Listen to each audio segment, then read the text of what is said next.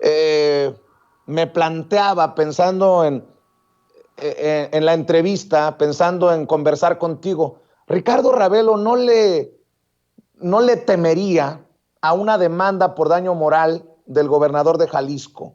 ¿Qué hay detrás? ¿Qué es lo que le dolió a Enrique Alfaro y qué es lo preocupante de tu investigación sobre el gobernador de Jalisco? ¿Puedes compartir con la audiencia?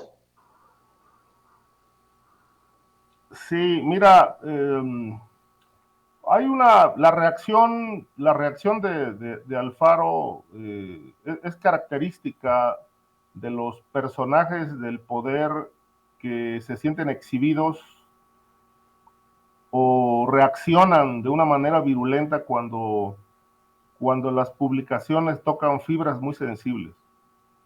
Esto mismo que vimos el lunes en su conferencia en Jalisco, lo viví cuando publiqué un reportaje sobre cómo el gobierno de Yarrington se había convertido en una empresa criminal.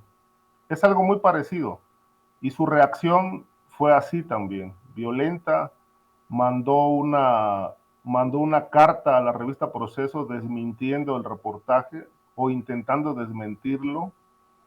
Una carta enorme que en realidad yo recuerdo que eran como más o menos como 15 cuartillas que exigía, con base en la ley de imprenta, que se publicara en el mismo espacio donde se publicó el reportaje. Era algo pues que no cabía, pues había poco espacio para incorporar la carta y él no estaba de acuerdo en que se hiciera una reducción, se editara. Quería que se publicara íntegra tal cual. Finalmente, bueno, pues se negoció la publicación de la carta, pero obviamente no con esa extensión. Pero su reacción anterior fue muy violenta, muy parecida a la de Alfaro, y lo que publicamos en aquel momento con Tomás Yarrington fue cómo el procurador que tenía en ese tiempo, el señor Cayuela, era el recolector de dinero de todas las redes del narcotráfico en Tamaulipas que servían para financiar un proyecto político rumbo a la presidencia de la República. Y un testigo que yo entrevisté en la cárcel, que era el chofer del procurador, él fue el que declaró detalles de cómo iban a toda la frontera chica, Miguel Alemán, Camargo, y dice, y subíamos maletas de dinero que pagaba el crimen porque les permitieran operar libremente, pero era parte de un acuerdo porque necesitaban recolectar dinero para este proyecto político de Tomás Yarrington. Puedo decir además que este testigo, yo regresé a México después de entrevistarlo en prisión y cuando se publicó el reportaje, a los 3 días fue asesinado adentro de la cárcel.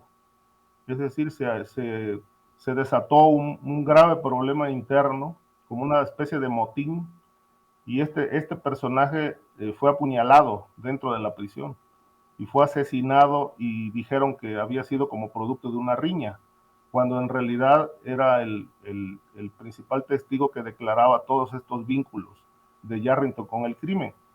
Lo mismo está pasando ahora.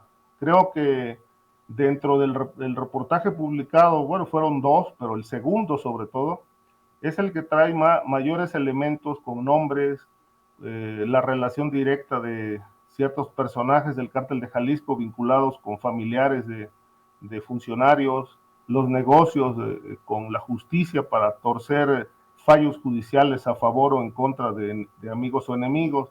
Yo creo que toda esta red exhibe bastante de cómo está operando el gobierno de Alfaro por dentro. Y creo que ahí puede estar la causa de su reacción violenta, y obviamente esto explica también el anuncio de la demanda que dice que va a interponer en mi contra. Yo creo que pisamos un callo o más de uno, o fibras muy sensibles, porque la reacción tiene distintas lecturas en ese sentido, y creo que bueno, pues se exhiben estos vínculos, y bueno, el gobernador pues no podía quedarse callado, tenía que responder de alguna manera, y lo hizo a su más puro estilo.